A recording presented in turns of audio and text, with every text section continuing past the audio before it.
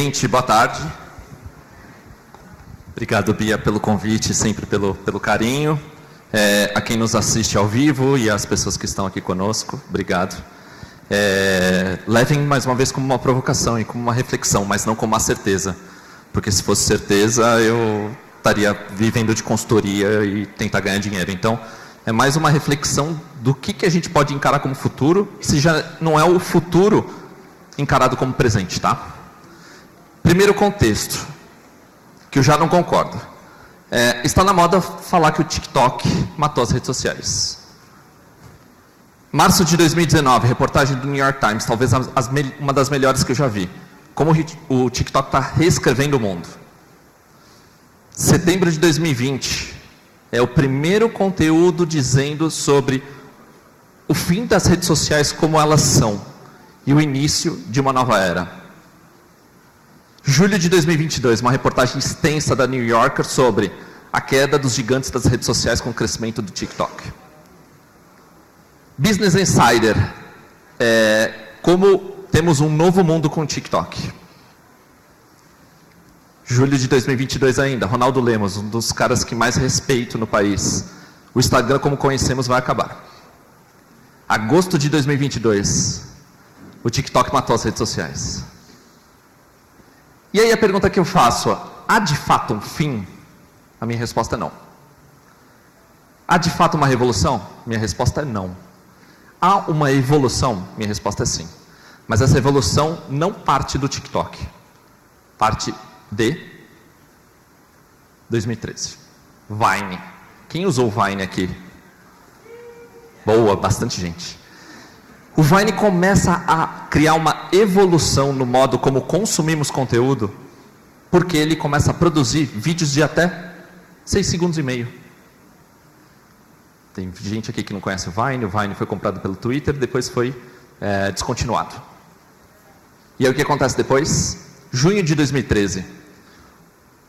E aí sim uma evolução. O Instagram lança vídeos de até 15 segundos, ó. 9 anos. Vídeos de até 15 segundos parece uma eternidade. Mas não, faz 9 anos. Maio de 2016, a história começa a mudar. Snapchat. Os famosos snaps, né? E aí, Olimpíada, o Snapchat explode. Mas, aqui que eu acho que a história começa a mudar. E aqui que a gente tem que olhar com muito carinho. A partir de agosto de 2016, o Instagram começa a lançar os stories. E aí que eu começo a levantar uma questão. À época, e até foi num evento do YouPix, a Bia me chamou para falar do Snapchat. Foi lá no EBAC, eu acho, no EBAC. Essa é a primeira pergunta que eu devo fazer a mim e a vocês. Nós usávamos as redes sociais como uma espécie de biografia. Usávamos as redes sociais como uma espécie de registro da nossa história. Quem não gostaria de ter os testemunhos e os scraps do Orkut para lembrar um pouco da sua juventude? E o Snapchat e depois o Instagram lançam algo que você não quer mais ver. Tem algo mais impactante do que você produzir um conteúdo que você não quer mais ver? Que você quer que ele dure 1 hora, 10 dias, 1 dia, no caso do Instagram.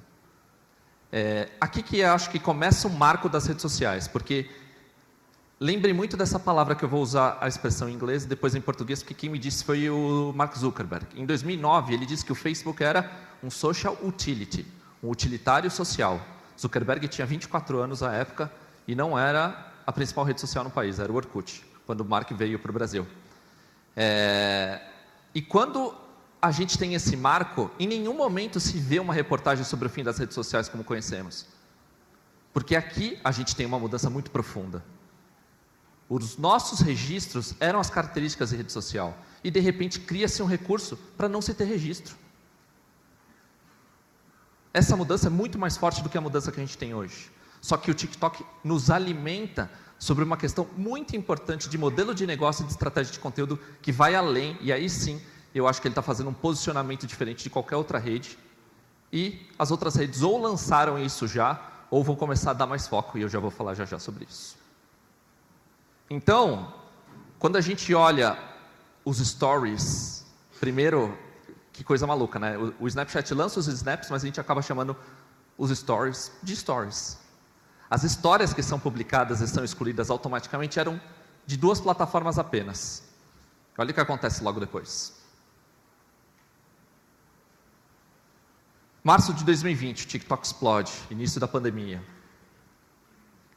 Agosto de 2020, Reels, Instagram.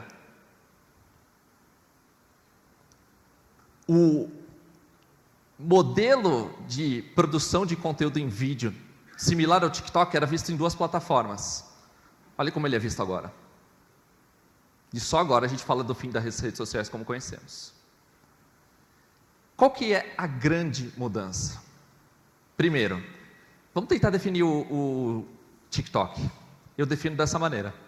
Um coletor de atenção jamais visto, muito em função da experiência do usuário que ele te proporciona, de vídeos curtos, que são snaps ou stories, que oferecem filtros, que o Snapchat oferecia, com botões sociais, que o Facebook lançou, e que ganham força por meio de uma hashtag. Nada mais importante do uma hashtag que o Twitter. Eu lembro que eu entrevistei uma vez o executivo do Twitter que ele dizia que as hashtags são a fogueira da era digital. Olha como é que você define o TikTok por meio de qualquer outra plataforma. E a gente está dizendo que o TikTok matou as redes sociais. Nesse momento, tem um ativo nada desprezível. É o algoritmo mais preciso e poderoso do mercado, em que o vínculo não é um fator determinante para consumir conteúdo. Esse ponto é muito importante. Elimina-se a escolha, amigos, amigas, e foca-se no conteúdo. Então, hoje, qual é a sua oferta de valor? O TikTok tem uma oferta de valor de exploração e descoberta, com uma capacidade de viralização gigantesca. Então, guardem bastante essa frase, eliminação da escolha e foco no conteúdo. Por quê? Porque aqui que eu acho que tem uma representatividade interessante, mais uma vez, não acho que essa seja a maior mudança. Mas o modelo antigo era de fã, amigo e seguidor. Prestem atenção nas bolas. As bolas maiores correspondem ao poder dessas plataformas. Então, peço desculpas pela separação das palavras, é que como a gente transformou em PDF o documento, ele acabou ficando dessa maneira. Mas a bola maior, ela pertence à plataforma, ou seja, ela tem mais poder nesse modelo. E os criadores e os consumidores têm menos poder. Aí eu vou trazer os 2 lados da moeda. Nesse novo modelo, você tem um maior poder de viralização. Ou seja, o produtor de conteúdo tem mais força. Só que temos um problema. Possíveis conexões mais distantes entre o consumidor e o criador. Às vezes você gosta de conteúdo e não sabe quem fez. Por quê? Porque você não segue. Então tem esses 2 lados da moeda muito importantes para quem produz conteúdo. Você sabe que você vai ter benefícios, você sabe que vai ter malefícios. Só que, aqui que a história começa a mudar, na minha opinião. Esses 3 logos representam muita coisa na era que eu chamo de maturidade da internet.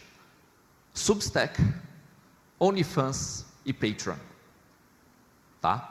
Todos trabalham com um único valor, programas de assinatura ou filiação. E o que isso quer dizer? Conexão mais profunda. Eu pago para consumir algum conteúdo. Pago. Coisa que não acontece, em tese, em plataformas de rede social. Mas o que está acontecendo? E aí a Nathalie, se não me engano, do Twitter falou isso na conversa anterior. Sentimento de pertencimento. Se você tem uma desconexão por causa do algoritmo entre o usuário e o criador, entre o consumidor e o produtor de conteúdo, quer dizer que você tem uma oportunidade no mercado. E qual que é essa oportunidade no mercado? Criar um novo modelo de negócio. TikTok já criou. Sentimento de pertencimento é uma palavra muito forte para a rede social e sempre foi, para a história da humanidade. Quando a gente estava na 4ª série F, você queria fazer parte das pessoas que gostam da banda X, ou que gostam do esporte Y. A gente só está transferindo isso, que é nosso, para o mundo virtual. Nada é relativo à revolução. E aí o TikTok lança a Live Subscription. A assinatura, um programa de assinatura em que você vai ter bate-papos e badges exclusivos do seu produtor de conteúdo. Você reforça laços. E aí você vai falar, essa é a novidade? Para mim essa é a novidade. Por quê? O Instagram lança assinaturas. O Twitter lança o Twitter Blue, também voltado para assinaturas. Meta, no caso o Facebook, lança Bulletin, voltado para o mercado de assinaturas. Ou seja, a gente começou a criar uma camada em que nós temos uma camada de conteúdo gratuito e uma camada de conteúdo pago. Isso jamais visto na história da internet. Orkut nunca teve isso, MySpace nunca teve isso, Friendster nunca teve isso, Facebook, 2004, também nunca teve, e agora começa a ter. Ou seja, a falta de conexão, porque você está seguindo o conteúdo e não o amigo, permite que você crie um novo modelo de negócio. E esse novo modelo de negócio ganha, o produtor de conteúdo ganha a empresa, porque ela começa a diversificar o seu modelo de negócio. Porque uma rede social majoritariamente ganha dinheiro como publicidade. Só que a publicidade hoje está distribuída na mão de 3 grandes empresas: Google, Meta e agora a Amazon. Esse mercado começa a ficar um pouco mais restrito. Como vamos fazer? Diversifica. E ao diversificar, o produtor de conteúdo pode se beneficiar desse fato. E quem tem ido muito bem em relação a isso é Patreon e a Substack. Só que, se a gente parar para pensar, e por isso que eu não considero uma revolução, isso é uma coisa antiga. Não à toa que a Disney, que também trabalha com conteúdo, também trabalha com streaming, também trabalha com a oportunidade de produtor de conteúdo, também está fazendo um programa de membership. Ou seja, a internet está se tornando um programa de filiação. Por quê? Porque a internet está enxergando uma falta de conexão entre as pessoas em função das mudanças da tecnologia que temos hoje com o ser humano.